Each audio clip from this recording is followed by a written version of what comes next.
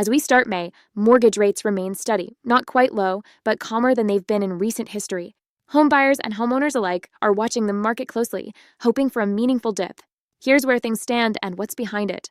Rates are still higher than pre-pandemic levels, but they've cooled from the 8% range we saw in late 2023. The Fed hasn't cut rates yet, but pressure is building.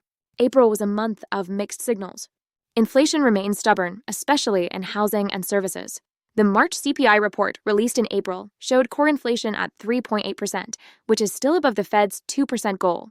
The March jobs report, also out in April, showed solid employment growth and strong wage gains, good for workers, but a sign the economy isn't slowing much.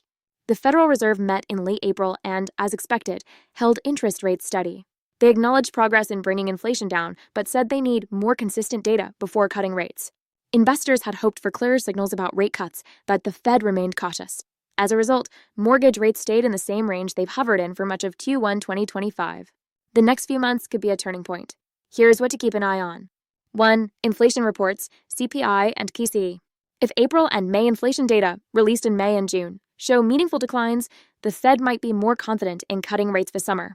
2. Fed meeting in June. Markets are now pricing in the possibility of the first rate cut in June or July. This could directly impact mortgage rates. 3. Bond market activity. Mortgage rates are tied to the 10-year Treasury yield, which is currently around 4.6%. If that drops, mortgage rates likely will too. If you're buying soon, keep an eye out for dips below 6.8%. Even small rate drops can save you thousands over the life of a loan. If you're waiting to refinance, you might want to wait a bit longer, but be ready. The best refinance opportunities often come and go quickly. If you're not in a rush, watch the data.